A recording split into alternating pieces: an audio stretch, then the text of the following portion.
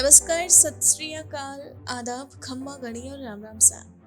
सुनाओ अपनी कहानी, बनाओ अपनी पहचान की इस मुहिम में। आज हम मिलेंगे आदित्य शर्मा से और जानेंगे इनकी सफलता की कहानी के बारे में। आपको बता दें, आदित्य शर्मा की जन्मभूमि है देहरादून और वर्तमान में ये उत्तराखंड ऋषिकेश में रहते हैं। दोस्तों, ये पेशे से एक स्पिरिचुअल हीलर होने के साथ ही reiki master, angel card reader, numerologist and dowsing expert है। ये लोगों को हील करते हैं। इनके मुताबिक एक अच्छा जीवन जीने के लिए स्वास्थ्य का अच्छा होना बेहद जरूरी है और कहा यह भी जाता है कि पहला सुख निरोगी काया। तो शारीरिक रूप से स्वस्थ रहने के साथ ही हमारा मानसिक रूप से स्वस्थ होना भी उतना ही जरूरी है। दोस्तों, ये लोगों के इनर पीस के लिए काम करते हैं। आंतरिक शांति, मानसिक रूप से स्वस्थ रहने और सुखी जीवन जीने में उनकी मदद करते हैं। लोगों को स्वस्थ रखना और उनकी परेशानियों को दूर करने में उनकी मदद कर उन्हें राहत प्रदान करना ही इनका काम है और ये अपना काम बखूबी कर रहे हैं। आपको बता दें, आदित्य शर्मा अपने स्कूल टाइम से ही बहुत ही इंडिपेंडेंट थे। जी हाँ दोस्तों, इनकी बचपन से ही बड़ी अच्छी आदत थी। ये अपना काम खुद ही करते थे और इनकी कोशिश हमेशा यही रहती है कि इनकी वजह से कोई परेशान ना हो। आपको बता दें, इन्होंने 12th के बाद ही जॉब करना स्टार्ट कर दिया था। अपनी जॉब को लेकर ये इतने ज्यादा सिंसियर थे कि कई बार इन्होंने फैमिली फंक्शंस भी अटेंड नहीं किए। इन्होंने अपने करियर के शुरुआती पलों को, जब सब मौज मस्ती करते हैं, उस वक्त इन्होंने सिर्फ और सिर्फ कड़ी मेहनत की और अपना सारा ध्यान सिर्फ और सिर्फ अपनी जॉब पर केंद्रित किया। दोस्तों, आपको बता दें, इन्होंने बीपीओ में भी काम किया, जहां इन्हें बतौर टीम लीडर अपनी टीम को लीड करने का मौका भी मिला और इस तरह लाइफ में कई अलग अलग तरह के अनुभव प्राप्त करने के बाद जब इन्हें एक बार असफलता हाथ लगी तो ये निराश हो गए और डिप्रेशन में चले गए। इसी दरमियान इन्होंने स्पिरिचुअल हीलर की मदद ली, जिससे ये डिप्रेशन से बाहर आ पाए और यही इनकी लाइफ का टर्निंग पॉइंट था। जी हाँ, यहाँ से इन्हें करियर में आगे बढ़ने के लिए एक नई दिशा मिली और उसी दिशा में आगे बढ़ते हुए इन्होंने बतौर स्पिरिचुअल हीलर अपने सफर को आगे बढ़ाया। दोस्तों, आज ये पेशे से एक spiritual healer, recce master, angel card reader, numerologist और डाउसिंग एक्सपर्ट है। ये लोगों का स्ट्रेस कम करने में, उनकी परेशानियों को दूर करने में उनकी मदद करते हैं। तो दोस्तों, ये कुछ खास बातें थी आदित्य शर्मा के निजी और पेशेवर जीवन से जुड़ी, जो हमने आप सभी के साथ साझा की। अब आइए इनके सफर से जुड़ी ऐसे ही कई और ढेर सारी बातें करने के लिए मिलते हैं सीधा इनसे और सुनते हैं पूरी कहानी सिर्फ और सिर्फ इनकी अपनी जुबानी। हेलो एवरीवन, सभी को मेरा दिल से नमस्कार। मैं आदित्य आप सबका स्वागत करता हूँ अपने स्पिरिचुअल वर्ल्ड में। गाइस, मैं रहने वाला ऋषिकेश का हूँ, उत्तराखंड से, और मेरा जो जन्म स्थान है वो देहरादून है। गाइस, मैं सबके लिए उम्मीद करता हूँ कि आप और आपकी फैमिली स्वस्थ होंगी और एक अच्छा जीवन व्यतीत कर रहे होंगे। गाइस, जैसे कि एक अच्छा जीवन जीने के लिए हमारे स्वास्थ्य का अच्छा होना जरूरी है और एक अच्छे स्वास्थ्य के साथ हमारा शारीरिक और मानसिक तौर से भी स्वस्थ रहना बहुत जरूरी है। तो गाइस, अगर बात की जाए मेरे प्रोफेशन की, तो मैं एक स्पिरिचुअल हीलर हूँ, मैं रेकी मास्टर हीलर हूँ, मैं एंजल कार्ड रीडर हूँ, न्यूमरोलॉजिस्ट हूँ और डाउसिंग एक्सपर्ट हूँ और एंजल हीलर प्रैक्टिशनर भी हूँ।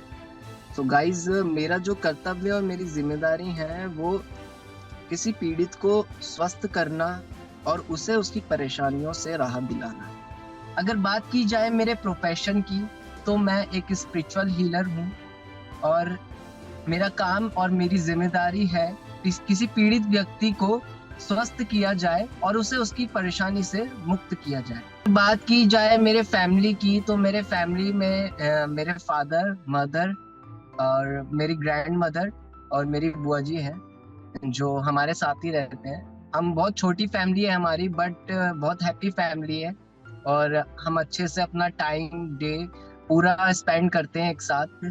अगर किसी को नीड हो तो एक मतलब एक हेल्प की तरह, एक हेल्पर की तरह हम जो है एक दूसरे का साथ देते हैं। जैसे एक कनेक्टिविटी होती है, एक चेन की तरह हम जो है अपना आपस में एक दूसरे का साथ देकर आगे बढ़ते हैं किसी भी काम को लेकर। एक्चुअली बात की जाए मेरी स्पिरिचुअल जर्नी की, तो मैं बताना चाहूंगा मैं शुरू से ही एक इंडिपेंडेंट पर्सन रहा हूँ। जब मैं छोटा था, स्कूल लाइफ से मैं बहुत इंडिपेंडेंट पर्सन रहा हूँ। स्कूल लाइफ से जो भी मुझे काम पड़ता था, मैं कभी भी मतलब फाइनेंशियली तो नहीं, बट कोई भी काम होता था, लाइक मुझे अगर स्कूल ड्रॉप करना हो, ऐसी बात हो, तो ट्यूशन जाना हो, मैं लेट हो रहा हूँ, तो अगर मैं सिचुएशन देखता हूँ कि अगले वाले को टाइम नहीं है, तो मैं खुद ही बिना उसे परेशान किए मैं वहां से अपना स्कूल चले जाता था, अपना ट्यूशन चले जाता था।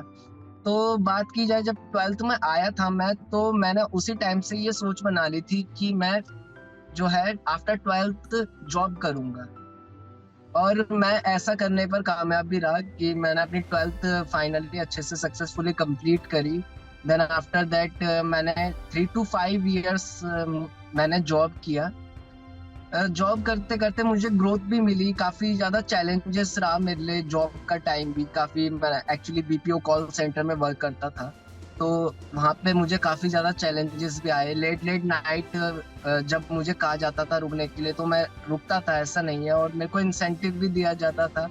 फेस्टिवल्स में हर किसी का मन करता है कि हम अपनी फैमिली के साथ फेस्टिवल मनाएं, बट अपनी जॉब के लिए मैं इतना सीरियस रहता था कि, और उस चीज के लिए, अपने प्रोफेशन के लिए, मतलब अपनी जॉब में काम मिलने ऐसी चीज थी कि मैं अपने काम को ही अपनी पूजा मानता था। तो मैं मैनेज कर लेता था कि मुझे नहीं यार छुट्टी नहीं चाहिए, नहीं मिलेगी छुट्टी तो इट्स ओके, मैं अपना मन लगा के काम करूंगा और आगे ग्रोथ मिलूंगा। तो ऐसी स्ट्रगल लाइफ चलती रही मेरी, चलती रही। काफी चैलेंजेस भी आए, काफी मतलब गलतियां होती थी तो डांट भी खाते थे। उसके बाद देन आफ्टर दैट जब मैंने अपना ये अपना बीपीओ लाइन जो था, मतलब बीपीओ जो जर्नी थी, मेरी कॉलिंग जर्नी थी, वो मैंने कंप्लीट करी। फाइनली वो दिन आया जब मेरे को प्रमोट किया गया एज अ टीम लीडर। मैं team as a team leader promote हुआ। मैंने अपनी टीम को मैनेज करना शुरू किया, नई जिम्मेदारी आई।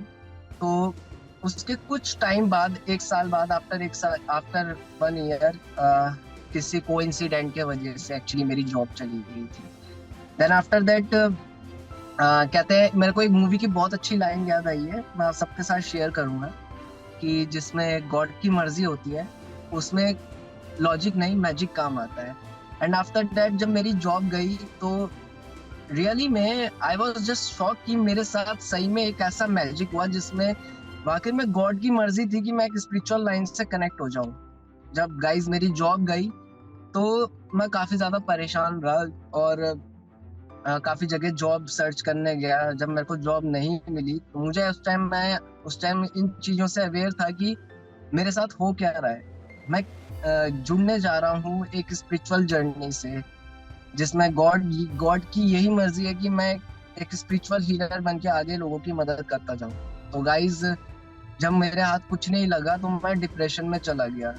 डिप्रेशन में काफी बार मैंने साइकेट्रिस्ट को सर्च करने के लिए कि मुझे थोड़ा सा रिलीफ मिले, कि इन चीजों से फ्री हो सकूं मैं, कि मेरे को जॉब नहीं मिल रही है। मैं अपनी लाइफ में, मेरा कोई गोल सेट नहीं था, मैं बिल्कुल भी मुझे कुछ पता नहीं था कि मुझे क्या करना है आगे जाके। बस ये था कि जॉब करना है, बस पैसा कमाना है, बस पैसा कमाने को ही इसी चीज को मैंने अपना पेशा बना लिया था।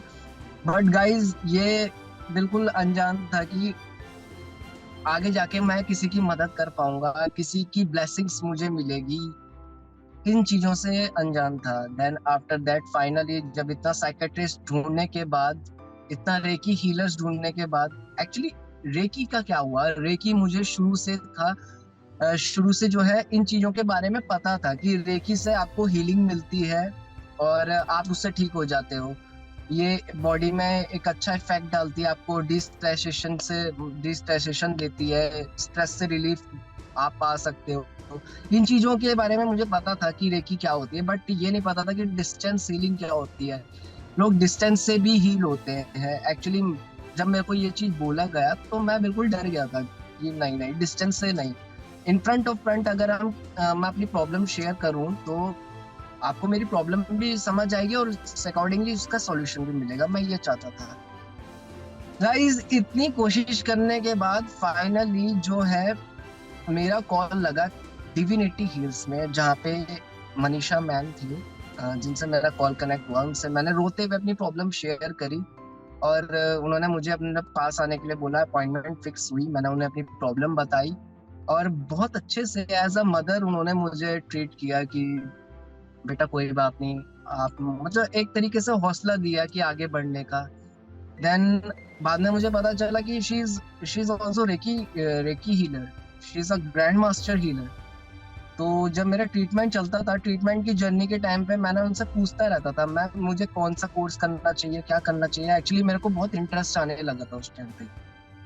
तो गाइज उसी टाइम से जो है मेरी स्पिरिचुअल जर्नी होनी शुरू हो गई थी। तो उस टाइम मैंने मैम से बोला कि मैम मुझे कौन सा कोर्स करना चाहिए। देन उन्होंने मुझे सजेस्ट किया तुम आप पहले एंजल हीलिंग से स्टार्ट करो। गाइस मैंने एंजल हीलिंग सीखी लाइफ में। एंजल हीलिंग सीखने के बाद मेरे जो यू टर्न, जो मैजिक हुआ मेरी लाइफ में कि एंजल हीलिंग के बाद मतलब एंजल जो होते हैं एक स्वर्गदूत होते हैं जिन्हें हम अपनी मदद के लिए बुला सकते हैं, और इनकी मदद से मतलब मेरी लाइफ बिल्कुल एक फ्लो में आ गई थी। जब मैंने ये सीखा तो मैं नेक्स्ट स्टेप पहुंचा अपना रेकी रेकी लेवल 1 पर।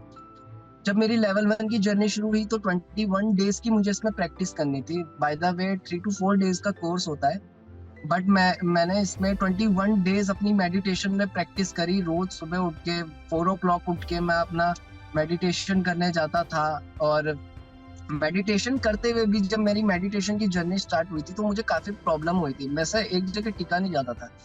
बट फर्स्ट डे मैंने 15 मिनट्स स्टार्ट किया, फिर सेकंड डे मैंने 20 मिनट्स किया, फिर देन आफ्टर दैट ये जो रेपिटेशंस है ये आगे बढ़ती गई। 21 डेज मेरा कंप्लीट हुआ। देन फाइनली मेरे को रिलीफ फील हुआ और मैंने इसमें अपनी प्रैक्टिस में काफी ज्यादा ध्यान दिया। अपने घर में, अपनी फैमिली में मेरी मम्मी को एक्चुअली बहुत ज्यादा प्रॉब्लम रहती है माइग्रेन की। तो फर्स्ट हीलिंग प्रैक्टिस में मैंने उनको हील किया तो उनको काफी फर्क मिला। देन आफ्टर दैट मैंने सेकंड लेवल सीखने का डिसीजन लिया, जिसमें कुछ सिंबल्स होते हैं, कुछ सिंबल्स सिखाए जाते हैं। सेकंड लेवल मैंने स्टार्ट किया। सेकंड लेवल स्टार्ट करने के बाद मैंने फिर से अपनी 21 डेज अपनी प्रैक्टिस स्टार्ट करी। देन आफ्टर दैट मेरे को लगा कि मेरी अंदर इंटरनल पावर्स जो है वो एक्टिवेट होनी शुरू हो गई है। देन आफ्टर दैट हमारे नेबर्स में भी किसी को प्रॉब्लम थी, जिनकी बॉडी में काफी वीकनेस थी। देन उस टाइम मेरे को ये था कि मुझे किसी से फीस नहीं लेनी है। मैं एज अ हीलर, मेरी जिम्मेदारी बनती है, एज अ डॉक्टर मेरी जिम्मेदारी बनती है कि फर्स्ट मेरा पेशेंट ठीक हो। और फर्स्ट डे जब उनका ट्रीटमेंट चला तो उनको थोड़ा सा रिलीफ हुआ। सेकंड डे उनका ट्रीटमेंट चला तो उनको थोड़ा और रिलीफ मिला। बल्कि जो इंसान कभी भी एक बेड पे पड़ा इंसान एक अगले दिन उसमें उसको अपने को इतना एनर्जाइज फील कर रहा है, सबसे बड़ी बात थी अपने अंदर की वो इस ट्रीटमेंट से, इस स्पिरिचुअल पावर्स से जो है अपने को कंफर्टेबल फील कर रहा है, खड़ा उठ रहा है। जो मतलब बंदा बेड पे पड़ा है वो अगले दिन वर्क करना शुरू कर रहा है। उसमें मतलब इतनी ज्यादा वीकनेस थी उनकी बॉडी में, वो अगले दिन अपना काम करना शुरू कर रहे हैं। थर्ड डे जब उनका ट्रीटमेंट चला तो फाइनली उनको जो है 99.9% उनको बॉडी में फील हुआ। देन आफ्टर दैट मेरी कुछ जान पहचान पूरी सोसाइटी में होती रही उनके थ्रू, कामरान जी के थ्रू। देन जब लोगों से जान पहचान हुई तो लोग अपने पास बुला के मेरे पास आके उनकी प्रॉब्लम्स का सॉल्यूशन मिलता रहा उन्हें। तो उस चीज में मैंने अपनी मैम को बताया कि मैम इस चीज स्पिरिचुअल जर्नी में मेरे को बहुत सपोर्ट मिल रहा है, बहुत आगे बढ़ने को मिल रहा है। तो उनकी ब्लेसिंग्स, मनीषा मैम को मैंने अपना गुरु माना है। मैं सबसे पहले थैंकफुल रहूंगा विद लॉट्स ऑफ ग्रेटिट्यूड कि Manisha ma'am thank you so much मेरी स्पिरिचुअल जर्नी में मेरा साथ देने के लिए, as a guidance, as a guru, as a God आपने मतलब मेरी लाइफ में जो चीज जिन चीजों से मैं अवेयर था उस चीज के लिए मुझे गाइड किया। मुझे मेरी लाइफ में क्या करना है, एक इंसान को होता है अपने अंदर अंदर की आवाज सुनना। आपने मुझे वो मेरी आवाज सुनाई। मैं आज पूरे सबके सामने, पूरी ऑडियंस के सामने आपको थैंकफुल विद ग्रेटिट्यूड कि आपके आपके ही होते हुए मैं आज आगे बढ़ पाया हूँ, इतने लोगों से मेरी जान पहचान हो पाई है, और आपके आपके ही ब्लेसिंग से मैं एक स्पिरिचुअल हीलर। मैं इम्पोर्टेंस की बात की जाए तो मैं इम्पोर्टेंस अपनी एजुकेशन को भी दूंगा और अपने एक्सपीरियंस को भी दूंगा, क्योंकि कहा जाता है first experience is the last experience. इन एक्सपीरियंसों से मुझे कुछ सीखने को मिला। सीखने को ये मिला कि मैंने अपनी लाइफ में जो चीज मुझे पता ही नहीं था कि मुझे करना क्या है, उन चीजों में उनके पीछे पड़ा था। और उन चीजों से मुझे ये सीखने को मिला कि इंसान को उस चीज के पीछे कभी जाना ही नहीं चाहिए जहां उसका लिखा ही नहीं है, मतलब जहां पे गॉड की मर्जी बिल्कुल नहीं है। कहते हैं ना, उसके होते हुए एक पत्ता भी अपनी मर्जी से नहीं हिल सकता। तो मैं तो सिर्फ एज अ ह्यूमन बीइंग हूँ। उनकी इच्छा थी, मैं उनके इच्छा के विरुद्ध जा रहा था, बट फाइनली मुझे ये पता चला कि मुझे किस लाइन में जाना है एक्चुअली। तो मेरा एक्सपीरियंस ये कहता है कि अ, काफी लर्निंग फुल रहा मेरा एक्सपीरियंस। मुझे अपने एक्सपीरियंस से काफी लास्ट एक्सपीरियंस से मुझे काफी कुछ सीखने को मिला। काफी चीट पीपल्स थे मेरी लाइफ में जो मुझसे खुद ब खुद दूर हुए। स्पिरिचुअल जर्नी में था और स्पिरिचुअल जर्नी में हूँ, और गॉड हमेशा मुझे इन चीजों से प्रोटेक्ट रखे और आप सबको भी प्रोटेक्ट रखे। बाकी बात की जाए मेरे एजुकेशन की, तो मैं इम्पोर्टेंस अपनी एजुकेशन को भी दूंगा, क्योंकि एजुकेशन के बिना जो चीज मैंने सीखी है, जो विद्या मुझे मिली है मेरे गुरु से, वो हमेशा मेरे लाइफ में काम आती रहेगी। मैं चाहे कितना भी बड़ा स्पिरिचुअल लीडर बन जाऊं, कितना भी बड़ा संत बन जाऊं, लेकिन जो विद्या मुझे मेरे गुरु से मिली है, जो एजुकेशन उनसे मिली है, उसको हमेशा हमेशा इम्पोर्टेंस दूंगा और हमेशा विद रिस्पेक्टफुली उस विद्या से प्यार करूंगा। देखिए, एक्चुअली स्पिरिचुअल हीलर बनना, एक आध्यात्मिक लाइन में आना, कोई मतलब इसमें कोई जरूरी नहीं है कि आप पे ठप्पा लगाए शुरू से कि आप स्पिरिचुअल हीलर नहीं बन सकते, आप स्पिरिचुअल हीलर के लिए ही बने हो, आपकी जिंदगी इसी चीज से जुड़ी है। नहीं, ऐसा नहीं है। देखिए, ये एक बड़ी हेल्पफुल चीज है। अगर आप स्पिरिचुअल हीलर बनते हो, या फिर रेकी का कोर्स करते हो, या एंजल कार्ड रीडर का कोर्स करते हो, एंजल हीलर प्रैक्टिशनर बनते हो, तो इसमें कोई बुराई नहीं है। इसमें आप बल्कि अपने साथ साथ अपने परिवार, अपने दोस्तों की और समाज में जिन लोगों को जरूरत है, आप उनकी मदद कर सकते हैं, बिल्कुल कर सकते हैं। और उनकी ब्लेसिंग्स जो है हमेशा आपके साथ बनी रहेगी। इसका बेनिफिट ये है कि आप जो है किसी की प्रॉब्लम को सॉर्ट आउट कर रहे हो। ये एक तरीके से डॉक्टरी है, एक तरीके से स्पिरिचुअल हीलर को हम कह सकते हैं आध्यात्मिक उपचारक। एक उपचारक की पहचान होती है डॉक्टर। और एज अ डॉक्टर अगर आप किसी को ठीक कर रहे हो तो उसमें कोई बुरा नहीं है। आप बिल्कुल इस चीज को सीख सकते हैं। हमारे इंडिया में आज तक ये बहुत ज्यादा चला आ रहा है, और काफी लोग, ये आगे के जनरेशन में बहुत आगे बढ़ेगा। तो मैं अपने साथ के, अपने एज के पर्सन्स को, चाहे नो मैटर कि कितनी एज है कितनी नहीं है, अगर आप सीखना चाहते हैं तो बिल्कुल सीख सकते हैं। इसमें सीखने के लिए कोई एज नहीं होती, सीखने के लिए कोई उम्र नहीं होती है। सीखने के लिए ये नहीं कहा जाता आपको कि आपकी ग्रेजुएशन जरूरी है, आपकी एजुकेशन जरूरी है। बस ये है कि आप इस विद्या को ग्रहण करके, उस पर प्रैक्टिस करके अपनी स्पिरिचुअल जर्नी आगे बढ़ा सकते हैं। मैं आपको अपना कॉन्टैक्ट नंबर शेयर कर दूंगा, और मेरा कॉन्टैक्ट नंबर है 729107037206, एंड मेरा दूसरा नंबर है 7303678494। गाइस, हम जो सर्विस प्रोवाइड करते हैं, लाइक एंजाइटी से रिलेटेड, अगर किसी से ज्यादा अटैचमेंट हो गई है तो हम उसके लिए वर्क करते हैं। किसी को एनर्जी लॉस फील हो रहा है तो हम उसके लिए हीलिंग ऑफर करते हैं। किसी को स्ट्रेस ज्यादा है तो हम उसके लिए उनको साउंड हीलिंग ऑफर करते हैं। Depends on the situation, depends on the problem. हम पूरी कोशिश करते हैं कि यूनिवर्स इससे हमें आपकी प्रॉब्लम को बाहर निकालने में मदद करे और आप एक अच्छी और हैप्पी लाइफ जी सके। तो हमारी जो सर्विसेज है, साउंड हीलिंग है, सोल हीलिंग है और एनर्जी हीलिंग है। इन तीनों में आप अपनी हीलिंग सेशंस ले सकते हैं। और दूसरा, अगर आपका कोई काम नहीं बन रहा है तो हम एफर्मेशंस पे भी वर्क करते हैं। यूनिवर्स से कनेक्ट करके हम आपके एफर्मेशंस पे वर्क करते हैं। दूसरा, अगर आप लाइफ में किसी भी चीज को लेके कंफ्यूज हो, अपनी लाइफ करियर को लेके, तो मैं एज अ करियर काउंसलर भी हूँ, मैं एंजल कार्ड रीडर भी हूँ और पेंडुलम डाउजिंग एक्सपर्ट भी हूँ, जिससे आपके क्वेश्चंस के आंसर्स आपको इजीली मिल सकते हैं। और ये आपको जो है एक तरीके से आपको एक गाइडेंस मिल जाएगी कि आपको अपनी लाइफ में करना क्या है। अगर आपके रिलेशनशिप में प्रॉब्लम आ रही है तो हम रिलेशनशिप को भी हील करते हैं, और कोई सी भी प्रॉब्लम आ रही है तो हम उस चीज को सॉर्ट आउट करने में पूरी आपकी हेल्प करते हैं। Thank you so much. देखिए, मुझे मेरे काम की बात की जाए, मेरे को जो अच्छा लगता है, मैंने जो हीलिंग सीखी थी सिर्फ इस इंटेंशन से सीखी थी कि हर एक जरूरतमंद तक मदद पहुंचे। और मुझे अपने काम में सबसे ज्यादा ये चीज अच्छी लगती है कि अगले का बिलीव और उस बिलीव के साथ उसका ठीक होना और मेरे काम का सक्सेस होना, ये चीज मुझे सबसे ज्यादा एक तो इम्पोर्टेंस देती है, दूसरा मुझे मोटिवेट करती है, और तीसरा मुझे बहुत अच्छी लगती है। लविंगली, पीसफुली काम करना मुझे बहुत अच्छा लगता है अपने काम में।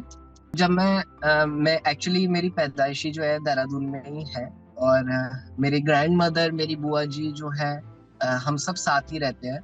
एक्चुअली पापा मेरे जो है कॉर्पोरेट शेफ है दिल्ली में, पंजाबी बाय नेचर की साइड। एंड शुरू से हम वैसे बाय द वे दिल्ली रह रहे हैं, बट मेरी सिस्टर के साथ कोई इशू था, एंड बैकबोन में कोई इशू था, उनके स्पाइन का ऑपरेशन हुआ था। तो उस वजह से छोटे में जब मैं 4th क्लास में था, तो मेरे को गाइडेंस देने वाला, मुझे देखने वाला कोई नहीं था। तो मेरे रिलेटिव में मैं बचपन से ही अपने पेरेंट्स के वजह अपने ग्रैंड मदर और मामा जी औरों के साथ रहा हूँ। उन्होंने जब मुझे उनके पास भी टाइम नहीं था मुझे देखने का, तो उन्होंने मुझे हॉस्टल डाल दिया था। मैंने 4th और 5th हॉस्टल में ही अपनी कंप्लीट की थी एक्चुअली। उसके नेक्स्ट ईयर मुझे घर ले गए थे मुझे मेरे घर वाले। तो जो मेरी हॉस्टल में लाइफ थी, बिल्कुल मतलब एक तरीके से मुझे उस मोमेंट को देख के तारे जमीन पर मूवी की याद आती है, क्योंकि उस मूवी में सेम सिचुएशन मेरे साथ थी। बट मेरे साथ ये था, सिचुएशन ये थी कि मैं अपने पेरेंट्स को बहुत याद करता था, अपने घर वालों को बोलता था कि मुझे यहाँ से घर ले जाओ, मुझे हॉस्टल नहीं रहना। हर एक बच्चा, मतलब उस टाइम 8 साल का बच्चा जो है, अपने पेरेंट्स से दूर होने का गम तो खाएगा ही, कि उसे जिस टाइम अपने पेरेंट्स का प्यार चाहिए था, उस टाइम वो अपने पेरेंट्स से दूर हो गया। तो उस टाइम मतलब जब मेरे को ये था कि आसपास के लोग जो है मेरा ध्यान भटका दे। और वही मेरे साथ हॉस्टल में होता था कि जब मैं रोने लगता था तो मुझे खुश करने के लिए मेरे टीचर्स और मेरी वार्डन मैम मुझे कभी ताली बजा के बोलती थी, बेटा चुप हो जाओ, बेटा चुप हो जाओ। कभी मेरे म्यूजिक सर जो मुझे बहुत अच्छा मानते थे, संजय सर, आज भी मैं उनको बहुत याद करता हूँ। मतलब संजय सर, अभी भी मैं जब भी स्कूल से गुजरता हूँ तो संजय सर मुझे बहुत याद आते हैं। Is my favourite teacher of music. मतलब उनके लिए मैं फेवरेट था, वो मेरे लिए फेवरेट थे। तो जब भी मेरा मूड हैप्पी रहता था, उनके साथ रहता था, मैं हर टाइम उन्हीं के साथ रहता था। स्कूल में भी, अपनी क्लास में, जैसे कभी टीचर नहीं आती थी तो सर मुझे अपने साथ ले जाते थे। और पसंद वो मुझे इसलिए करते थे क्योंकि छोटे में जो था मैं बहुत क्यूट था, और मैं सिंगिंग बहुत अच्छी करता था। सिंगिंग इन द सेंस, अगर मैं उनके साथ बैठता था और वो कोई भी म्यूजिक प्ले करते थे अपने कीबोर्ड में, सिंथेसाइजर में, इंस्ट्रूमेंट्स में, तो मैं उसके साथ उसी रिदम में, उसी फ्लो में गाना गाना शुरू कर देता था। उसके बाद सर ने जब मुझे पहली बार देखा कि मैं गाना गाना शुरू कर रहा हूँ, तो सर ने मुझे असेंबली प्रेयर हॉल में भी खड़ा कर दिया कि आप यहाँ पे जो है ग्रुप के साथ प्रेयर गाओगे। कोई भी फंक्शन होता था सर मुझे सेलेक्ट करते थे, कोई भी एक्टिविटी होती थी तो सर मुझे बुलाते थे। मतलब एज अपना ब्रदर, एज अ सन मुझे मुझे उन्होंने बहुत लविंगली अपने साथ रखा, बहुत अच्छा नेचर था। आज भी मैं उन सर को बहुत याद करता हूँ। तो ये थी मेरी कुछ हॉस्टल से जुड़ी लाइफ। हॉस्टल में जो था, मैं अपनी टीचरों का मतलब टीचर्स जो थी मेरी ज्यादा दीवानी थी, क्योंकि अपने सिंगिंग के वजह से और अपने स्केट्स एक्टिविटीज के वजह से एक्चुअली मैं उस टाइम पे स्केटिंग्स वगैरह करता था, मार्शल आर्ट्स वगैरह करता था। तो कुछ इस स्टंट्स ऐसे थे मेरे, कुछ मार्शल आर्ट्स में मूव ऐसी थी मेरी, जिस वजह से मेरे सारी टीचर्स मतलब दीवाने थे मेरी। सिंगिंग से लेकर, स्केटिंग से लेकर, मार्शल आर्ट्स स्टंट से लेकर, हर चीज में वो मुझे मतलब आगे रखती थी कि ये बच्चा हमारा बहुत अच्छा है। और मतलब जब बर्थडे होता था तो मतलब रात को ही मेरे को विश करने आ जाते थे सब। मतलब घर से उस टाइम इतना प्यार नहीं मिला, तो मैं उस चीज को भूल कर हॉस्टल मेरा एक तरीके से परिवार बन गया था। और मैं 2 साल जो रहा अपने परिवार के साथ रहा। मेरा जो बचपन की मेन मेमोरी थी वो हॉस्टल ही थी, जो मैंने बहुत अच्छे से, बहुत हैप्पीली, बिना घर वालों को याद करे अपनी अपनी वो जर्नी मैंने बहुत अच्छे से कंप्लीट करी हॉस्टल की लाइफ। आज भी कुछ टीचर्स फ्रेंड्स हैं जो मुझे याद आते हैं। कुछ फ्रेंड्स तो मिल भी जाते हैं ऋषिकेश की, ये हॉस्टल के फ्रेंड मुझे मिल ही जाते हैं। तो मतलब हॉस्टल ने कभी मुझे ये फील नहीं कराया कि मैं अपनी फैमिली के साथ नहीं हूँ। वो हमेशा मेरी फैमिली बन के मेरे साथ रही थी। अगर मुझे टाइम मशीन में डाला जाए तो मैं अपने उन मोमेंट्स को जो मेरे लिए इनकम्प्लीट रहे हैं, मैं उन मोमेंट्स को अच्छे से जीना चाहता हूँ। लाइक मेरे कुछ फ्रेंड्स हैं जो किसी मिसअंडरस्टैंडिंग के वजह से दूर हो गए। हमारी बहुत अच्छी फ्रेंडशिप थी, बट अगर वो फ्रेंडशिप किसी वजह से ना टूटती तो मैं आज शायद स्पिरिचुअल जर्नी में आज यहाँ ना होता। वो फ्रेंडशिप टूटना, उसके बाद जो है मेरी स्पिरिचुअल जर्नी स्टार्ट होना, वो मेरे लिए सबसे सबसे अच्छा टाइम भी रहा और बुरा भी रहा। बट मैं उस टाइम को फिर से जीना चाहता हूँ अपने फ्रेंड्स के साथ, जिस वजह से हमारी बहुत हैप्पी मोमेंट्स थे। हमारे ऑफिस में साथ वर्क करना, साथ लंच पे जाना, और उन मोमेंट्स को भी जीना चाहता हूँ जब मेरे ग्रैंडफादर मेरे साथ थे। मैं उन मोमेंट्स को जीना चाहता हूँ जब मुझे कुछ अवार्ड्स मिले थे, जब मुझे हॉस्टल की तरफ से कुछ अवार्ड्स मिले थे, जब मुझे मेरे 9th क्लास में मुझे मेरे टैलेंट होने का, मेरे अंदर जो टैलेंट्स थे उन आर्ट स्केच को लेकर, उन अनाउंसमेंट को नाना जी को सुनाने के लिए, उन मोमेंट्स को वापस से जीने के लिए मैं उस टाइम में वापस जाना चाहूंगा। उन मोमेंट्स को हैप्पीली जीना चाहूंगा जो इनकम्प्लीट रह गए। ओ माई तू मेरी दुनिया रे, तेरे आंचल में भर दूं तारे।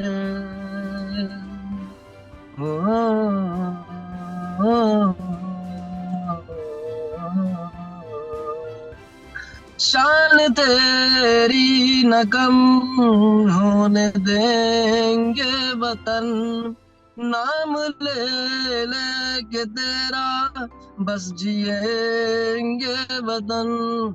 तेरी ममता पे हम मर मिटेंगे वतन, तेरी ममता पे हम मर मिटेंगे वतन।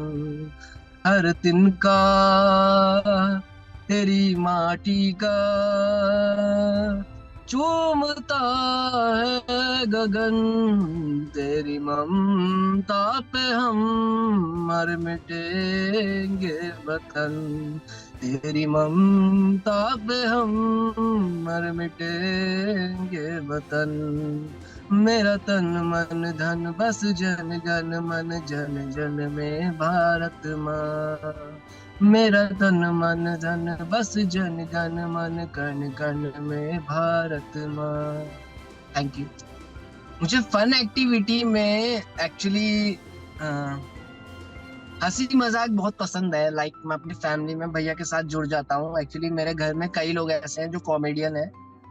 लाइक हम गढ़वाली में जो है, किसी मम्मी के मेरे जो मामा जी हैं उनको बुढ़ा जी कहते हैं। तो वो जब चिल्लाते हैं तो बड़े गुस्से में जो है उनकी आवाज बैठ जाती है। तो उसमें जो है उनके साथ चल के उनकी आवाज की मिमिक्री करना, उस चीज में मजा आता है, उन फन एक्टिविटी को। और जब एक दिन वो आ रहे थे तो मैं उन्हीं की आवाज में, पीछे से आ रहे थे, उन्हीं की आवाज में बोलने लगा, उन्हीं की मिमिक्री करने लगा कि दरवाजा खोल दो। तो वो आके पीछे से बहुत देर से खड़े थे मेरे, और मुझे मुझे कहने लगा अच्छा मेरी मिमिक्री कर रहा है, उठ खड़ा उठ। और ये सारे हंसने लग गए। तो मतलब हमारी फैमिली में कई लोग ऐसे हैं जो ड्रिंक करने के बाद भी ऐसी ऐसी बातें बोल देते हैं, जिसमें मैं काफी ज्यादा इंटरेस्टेड हो जाता हूँ उनके साथ, मतलब फन एक्टिविटी करना शुरू कर जाता हूँ, उनके साथ हंसी मजाक करना शुरू कर जाता है। और उनके साथ जब एक्टिविटी शुरू होती है, वो मुझे छोड़ने का नाम नहीं लेते। Thank you. देखिए, अगर बात की जाए कोविड की, तो कोविड काफी लोगों के लिए एक्सपीरियंस अच्छा भी रहा है, काफी लोगों के लिए बुरा भी रहा है। लाइक अगर मैं अच्छे की पॉजिटिव वे में बात करूं तो पॉल्यूशन सबसे बड़ी बात है। पॉल्यूशन उस टाइम पे बहुत ज्यादा कम हो गया था, और उस टाइम लोग मतलब इन चीजों से, पॉल्यूशन से काफी ज्यादा रिलीफ फील कर रहे थे। जहां तक अगर मैं ऋषिकेश की बात की जाए सर, तो sound sound pollution, noise sound pollution हो गया आपका, एयर पॉल्यूशन हो गया आपका, इन चीजों से लोगों को काफी रिलीफ मिला। बाकी अगर बात की जाए नेगेटिव की, तो इसमें लोगों की, कुछ कुछ लोगों की नौकरी गई थी, कुछ लोगों की नौकरी सेफ थी, जो जिनका वर्क फ्रॉम होम था। बट कोविड जो है, एक तरीके से हमारे लिए ये सबक लेके आया था, सबको ये समझ आने लगी है कि मास्क जो है, चाहे कोविड हो या ना हो, मास्क आप उस जगह पे भी लगा के रखो जहाँ पे पॉल्यूशन है, क्योंकि वो पॉल्यूशन हमारे लंग्स को हार्म कर रहा है। अगर कोई स्मोकिंग कर रहा है तो आप मास्क लगा के रखो। अगर आप किसी डर्टी स्मेल वाली प्लेस पे जा रहे हो तो आप मास्क लगा के रखो, क्योंकि ये हमारे इंटरनल पार्ट को बहुत ज्यादा हार्म करते हैं सर। और दूसरा, अगर आप किसी हॉस्पिटल में हो, और हॉस्पिटल में भी काफी ज्यादा जर्म्स जो है वो हमारी बॉडी में एब्जॉर्ब हो जाते हैं विद बाय नोज के थ्रू। तो उस चीज में मास्क का होना बहुत जरूरी था, जो कोविड ने हमें सिखाया कि मास्क के बिना आप बिल्कुल मत घूमिए। दूसरा सर, ये सबक रहा कि पॉल्यूशन कम हुआ था उस टाइम पे, चाहे नॉइस पॉल्यूशन की बात करें या फिर एयर पॉल्यूशन की बात करें, तो ये पॉल्यूशंस जो है उस टाइम रिड्यूस हो गए थे। लोग, गाड़ी कम चलने लगी, तो हल्ला हो अल्लाह कम हुआ। और वाटर पे कुछ फैक्ट्रीज भी बंद हो गई थी उस टाइम पे, जिस टाइम पे एयर पॉल्यूशन भी कम हो गया था, और वाटर पॉल्यूशन कम हो गया था उस टाइम पे। क्योंकि गंगा जी में लोग क्या करते थे कि वहां पे जो भी खाने पीने की चीज है वो थ्रो कर देते थे। तो अगर उस टाइम लॉकडाउन में बाहर नहीं निकलना होता, तो नहीं निकलना हुआ, तो जो गंगा जी थी वो भी पॉल्यूटेड नहीं रही। कुल मिला के सर बात ये है कि इसके नेगेटिव ये रहे कि कुछ लोगों के बेचारों की जॉब गई है, जॉब गई थी उस टाइम पे। बिकॉज अगर लॉकडाउन रहेगा, मार्केट नहीं चलेगी, तो ऑब्वियसली मार्केट में कुछ नहीं रहेगा, तो एक पब्लिक के पास क्या रहेगा खाने के लिए, क्या अपने एम्प्लॉयज को देने के लिए रहेगा। तो इसके लिए जो है गवर्नमेंट को थोड़ा सा ध्यान देने की जरूरत थी। दूसरा सर, ये है कि अगर किसी को हॉस्पिटल भी, अगर किसी कोई कोरोना पॉजिटिव निकला है, तो उसको हॉस्पिटल में जगह नहीं मिल रही, उसको सिलेंडर नहीं मिल रहा है बिल्कुल भी। तो हॉस्पिटल को और गवर्नमेंट को थोड़ा इसमें ध्यान देने की जरूरत थी। बाकी एक पॉजिटिव पॉइंट की बात करूं तो एक सबक हमें ये मिला है कि अपनी सिटी को जितना हो सके उतना क्लीन रखो। ये पॉल्यूशन जो है ये कम करो, दिवाली में क्रैकर्स जलाना कम करो, बंद करो बिल्कुल। क्योंकि Diwali is not all about crackers, it's all about light. So Diwali में या फिर पॉल्यूशन होना अगर बंद हो तो सिटी क्लीन होगी, सिटी क्लीन होगी तो ये बीमारियों से लोग जो है घिरे कम होंगे। और बीमारी से बचने के लिए लोग मिलावटी खाना कम खाएं, ऑयली खाना कम खाएं। मैं कहीं भी जाता हूँ, मैं आज तक मैंने ये नहीं है कि मैंने बाहर का खाना खाया हो, बहुत कम खाया है। क्योंकि ये जो स्ट्रीट फूड्स वाले होते हैं, ये रिस्टोर रिस्टोर ऑयल जो है दोबारा से रीयूज करते हैं। उससे क्या होता है, वो ज्यादा इफेक्टिव बन जाता है हमारे हार्ट के लिए। उसी में बार बार वो खाना बन रहा है, तो इससे बीमारियां जरूर होंगी, मिलावटी से बीमारी जरूर होंगी, पॉल्यूशन से क्लीनिंग होनी जरूरी है। क्लीनिंग नहीं होगी तो ये बीमारियां दोबारा से आने के चांसेस नहीं है, और अभी भी है, ये चांसेस है। तो एक्सपीरियंस यही रहा, पॉजिटिव और नेगेटिव। पॉजिटिव में आपको कई चीजों में ध्यान देने की जरूरत है, नेगेटिव में हॉस्पिटल्स और गवर्नमेंट को ध्यान देने की ज्यादा जरूरत है। Thank you. एक्चुअली ये प्रॉब्लम पे डिपेंड करता है कि अगले वाले को क्या प्रॉब्लम है। लाइक हीलिंग एक डिफरेंट फॉर्म में डिवाइड की गई है, इसकी अलग अलग मोडेलिटीज होती है, अलग अलग थेरेपीज होती है। लाइक साउंड हीलिंग, अगर बात की जाए साउंड हीलिंग की, तो आपने जैसे कि क्वेश्चन किया था कि वो ज्यादा एग्रेसिव है, चिड़चिड़ा है, या फिर किसी को भी जज कर लेता है। तो एक्चुअली क्या होता है, हम जब किसी पर्सन से, आमने सामने वाले पर्सन से जब हम कनेक्ट होते हैं, तो उसके जो नेगेटिव थॉट्स है वो हमारे ब्रेन में चले जाते हैं, और हमारे पॉजिटिव जो थॉट्स है वो उनके उनके में एक्सचेंज हो जाते हैं। तो ये एक तरीके से एनर्जी एक्सचेंज हो जाती है, जिस वजह से उसके दिमाग में यह दुष्प्रभाव पड़ना शुरू हो जाता है। तो इसके लिए हम जो है एक तरीके से साउंड हीलिंग ऑफर करते हैं। साउंड हीलिंग में एक तिब्बतियन बाउल होता है, जिसे हम अलग अलग वेज में उसे प्ले करके जो है उन्हें साउंड हीलिंग देते हैं। साउंड हीलिंग ये एग्रेसिवनेस और डिप्रेशन, एग्रेशन और ये चिड़चिड़ापन, इन चीजों पे वर्क नहीं करता। ये एक्चुअली सिर से लेकर, जो हमारे फोर हेड से लेकर पूरा हेड है, इससे रिलेटेड पूरी कोई भी आपको प्रॉब्लम है, लाइक माइग्रेन की है, हेडेक की ज्यादा है, या सर्वाइकल की है, तो इन चीजों से आपको काफी रिलीफ दिलाता है साउंड हीलिंग। दूसरा, अगर बात की जाए हमारे दूसरी हीलिंग की, तो वो होती है सोल हीलिंग। सोल हीलिंग में जैसे किसी को एंजाइटी की प्रॉब्लम है, किसी का खोने का डर है, या फिर किसी को अटैचमेंट है किसी से कि ये मेरे से दूर ना हो जाए, या फिर मैं अपनी फैमिली से कल को ऐसा ना हो कि काफी डर जाना, मेरे फैमिली से मैं अलग ना हो जाऊं, या फिर कल को भगवान ना करे मेरे दुनिया से टाइम जीरो हो जाए, तो वो इन चीजों को लेकर डरा रहता है। तो इन चीजों को रिमूव करने के लिए, इन एनर्जीज को रिमूव करने के लिए हम उनको ऑफर करते हैं soul healing. Sir, soul healing एक तरीके से जापानीज मंत्र है, जिससे हम जापानीज मंत्र के थ्रू जो है किसी को हीलिंग ऑफर करते हैं। जापानीज मंत्र, फर्स्ट हमें अपने हार्ट से कनेक्ट होना होता है, देन उसके हार्ट से कनेक्ट होना होता है, क्योंकि तभी एक आत्मा शुद्धि हो पाएगी। Soul healing in the sense of आत्मा शुद्धि। अगर हमारी आत्मा शुद्धि नहीं है, तो सर हम कोई भी काम कभी नहीं कर पाएंगे, किसी काम में हमारा मन नहीं लग पाएगा, किसी काम को हम कंप्लीटली नहीं कर पाएंगे। तो इसलिए आत्मा का शुद्धि होना जरूरी है। और तीसरा, अगर हम बात की जाए, अगर कोई ठीक नहीं हो रहा है और कोई एनर्जी लॉस फील कर रहा है, या फिर उसकी बॉडी में एनर्जी लेवल बिल्कुल खड़े उठने के लिए है ही नहीं, या फिर वो बिल्कुल गिर जा रहा है, खड़े होते ही गिर जा रहा है बेचारा, या फिर उसको कोई फीवर है तो वो फीवर से ठीक नहीं हो रहा है, या फिर अनवांटेड एनर्जी का उसको पोजेस करना, उस चीज के लिए हम यूज करते हैं एनर्जी हीलिंग, जो कि यूज होती है रेकी से।